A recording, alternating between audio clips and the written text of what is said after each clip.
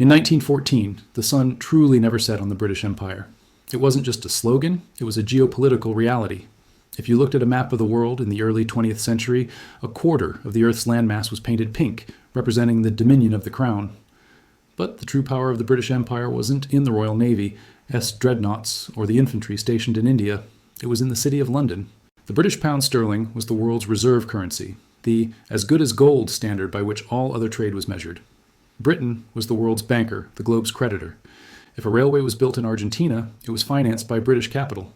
If a port was dredged in Shanghai, it was paid for in pounds. The world owed Britain money, and that stream of interest payments funded the fleets that patrolled the oceans. It seemed like an eternal engine of wealth, a system so robust that it could never fail.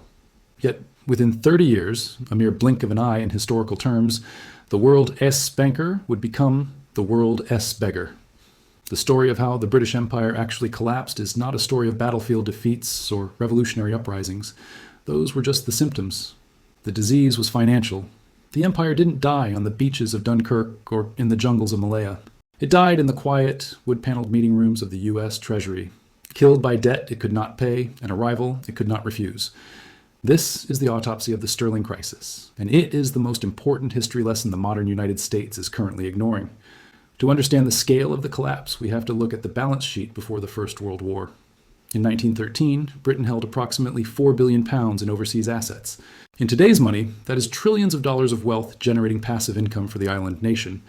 But then came the two great fires that burned down the house, World War I and World War II. Wars are expensive, but modern total war is financially unsurvivable for an empire that relies on global trade. By 1945, the situation was catastrophic. Britain had not just spent its checking account, it had sold the furniture and mortgaged the house. To fight the Nazis, Britain had liquidated over £1 billion of its overseas investments. It had taken on over £3 billion in new external debt. The nation's gold reserves, which had once been the envy of the world, were practically gone, shipped across the Atlantic to pay for American munitions and food. When the guns finally fell silent in 1945, the British public celebrated victory in the streets. They waved flags, they cheered Churchill, and they looked at the map, which still showed a massive global empire. But the men in the Treasury knew the terrifying truth. The country was technically bankrupt. The British Empire was a hollow shell. It still had the flags and the soldiers, but it had no way to pay them. The moment of reckoning arrived with a brutality that shocked London. During the war, Britain survived on Lend-Lease, a program where the United States provided food, oil, and weapons effectively for free on the promise of future settlement. It was the lifeline that kept Britain alive. But on August 21st, 1945, just days after the surrender of Japan, President Harry Truman abruptly canceled Lend-Lease. The flow of free American goods stopped instantly. Ships that were already crossing the Atlantic with vital supplies were told to turn around or pay cash upon arrival. Britain, dependent on imports for half its food, faced immediate starvation. The British economist Lord Keynes, the most famous economic mind of the century, was dispatched to Washington, not as a conqueror, but as a desperate supplicant. He went to beg for a lifeline. Keynes hoped the Americans would view Britain's bankruptcy as a badge of honor, a sacrifice made to save Western civilization from fascism. He expected a grant, a gift of $6 billion to help rebuild. He was wrong. The Americans were not interested in charity. They were interested in supremacy. The United States saw an opportunity to dismantle the British Empire, its trade preference system, and replace the pound with the dollar. Instead of a gift, they offered a loan, but it was a loan with a poison pill attached. The Anglo-American Loan Agreement, signed in July 1946, provided $3.75 billion from the U.S. and $1.19 billion from Canada at a 2% interest rate. On the surface, it looked generous, but buried in the terms was a clause that would destroy the British financial system. The Americans demanded sterling convertibility. At the time, Britain protected its currency by trapping it within the empire. If you sold goods to Britain, you were paid in pounds, and you could only spend those pounds in Britain or its empire. You couldn't take those pounds and exchange them for US dollars. This sterling bloc forced countries to keep trading with Britain, propping up the empire's economy. The US demanded this end. They stipulated that within 1 year of the loan starting, Britain must allow anyone holding pounds to exchange them freely for US dollars. Keynes fought against it, warning it was too soon, that the British economy was too weak to handle the pressure. He warned that as soon as the window was opened, everyone would rush to sell their pounds and buy dollars, draining Britain's remaining reserves. The Americans didn't care. They wanted their goods to have access to British markets, and they wanted the dollar to be king. Britain had no choice. They signed the deal. They took the money.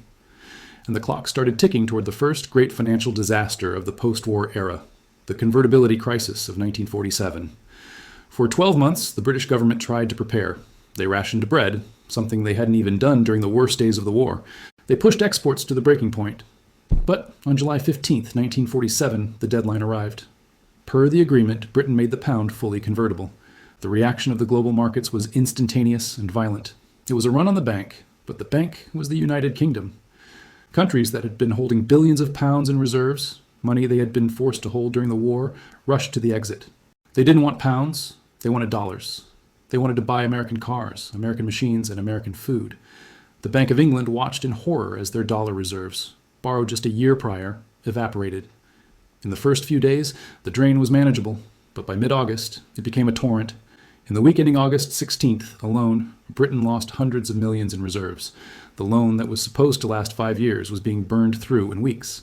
The British Chancellor, Hugh Dalton, later wrote in his diary about the sheer panic of those days, watching the lifeblood of the nation drain away. On August 20th, 1947, after just 37 days of convertibility, Britain suspended the program. They broke the treaty. They admitted defeat. But the damage was done. The world had seen that the emperor had no clothes. The pound was not safe, and the British Empire was living on borrowed time and borrowed money. This financial weakness soon translated into geopolitical humiliation. If 1947 was the year the financial system cracked, 1956 was the year the geopolitical illusion shattered completely. This was the Suez Crisis, the definitive end of Britain as a superpower. The Suez Canal was the jugular vein of the empire, the route through which oil flowed to Europe and trade flowed to India.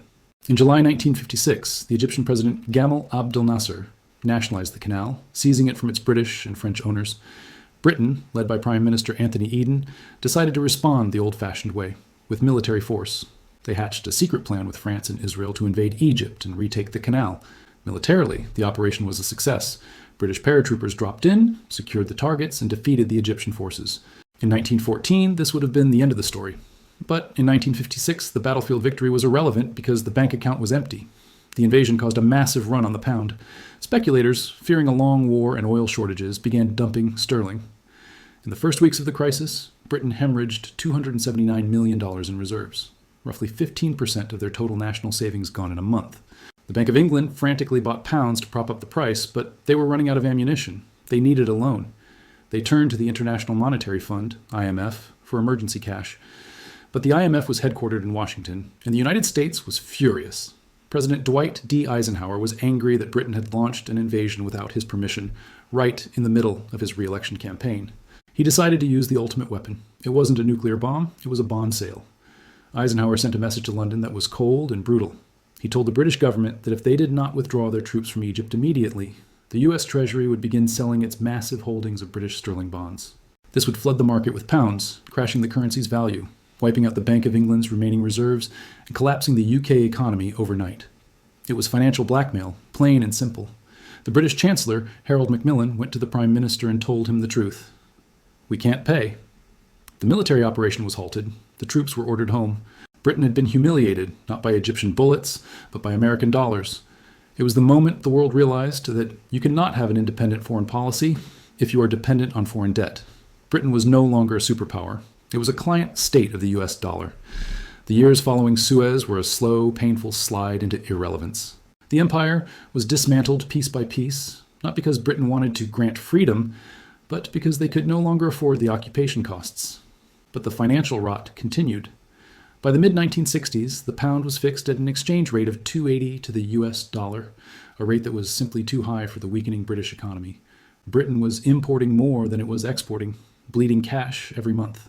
The Labour government of Harold Wilson came to power in 1964, promising to protect the pound, viewing devaluation as a national disgrace. For 3 years, they fought the markets. They borrowed heavily from central banks to prop up the rate. They imposed austerity measures, but the speculators, calling Britain the sick man of Europe, kept selling. On November 18, 1967, the dam broke. The government was forced to devalue the pound by 14.3%, dropping it from $2.80 to $2.40. It was a massive admission of failure. In a television broadcast that would become infamous, Prime Minister Harold Wilson tried to reassure the public. He looked into the camera and said, "From now on, the pound abroad is worth 14% or so less in terms of other currencies. That doesn't mean, of course, that the pound here in Britain, in your pocket or purse or in your bank, has been devalued. It was a lie, or at best, a delusion. Devaluation meant imports cost more, oil, food, and raw materials became more expensive. Inflation began to eat away at the savings of the British middle class. The pound in your pocket bought significantly less than it did the day before.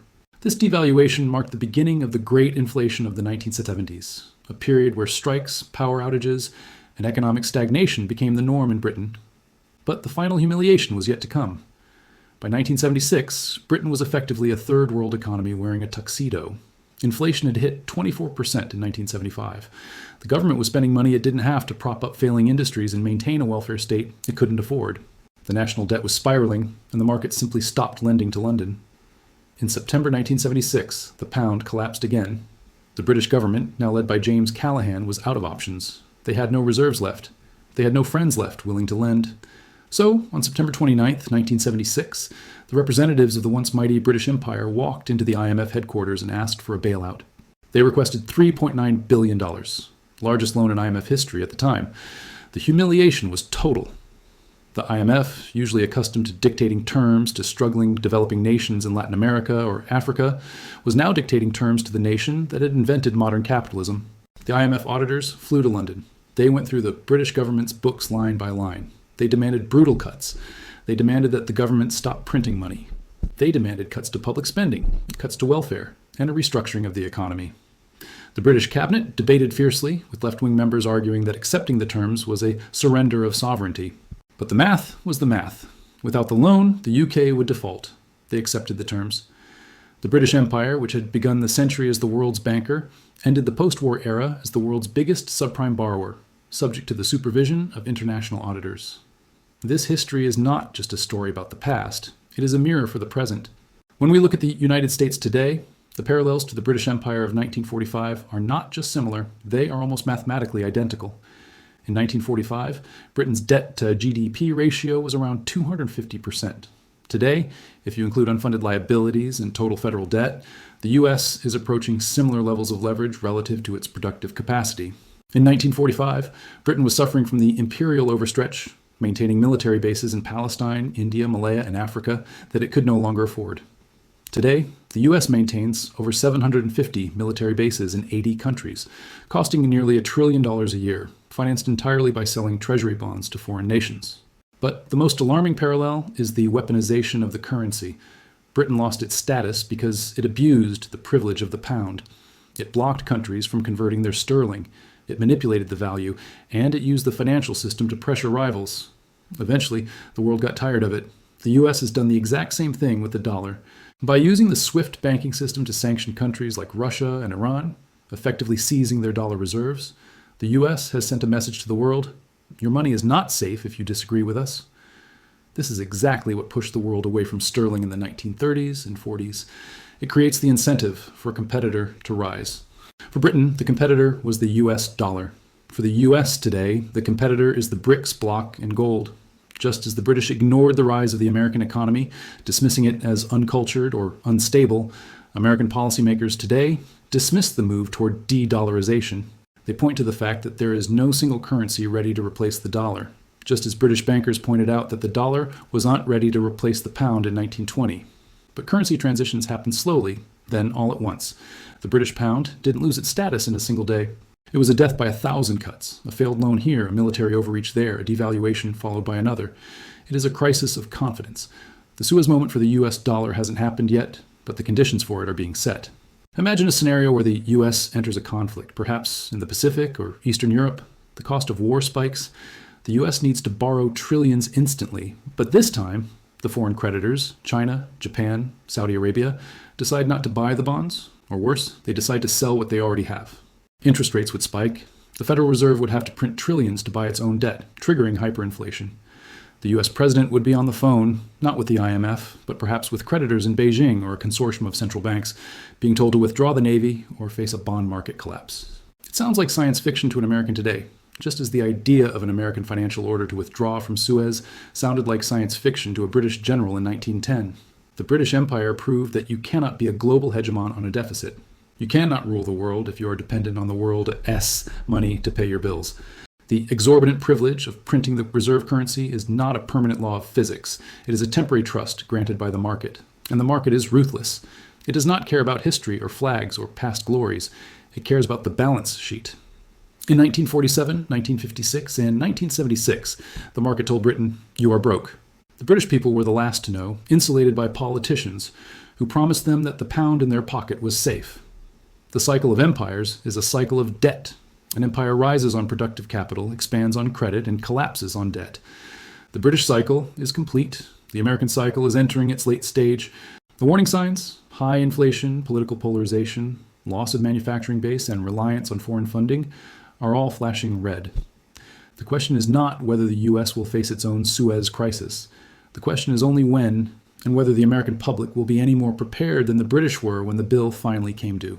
The pound in your pocket lost its value because the empire lost its wealth. The dollar in your pocket is currently facing the exact same existential test. History does not repeat itself, but it certainly rhymes. And for the US dollar, the rhyme is starting to sound a lot like sterling. History proves that financial ignorance is expensive. If you want to stay ahead of the curve, make sure to subscribe and turn on notifications. It really helps the algorithm push this information to more people. Drop a like if you enjoyed the deep dive, and thanks for watching.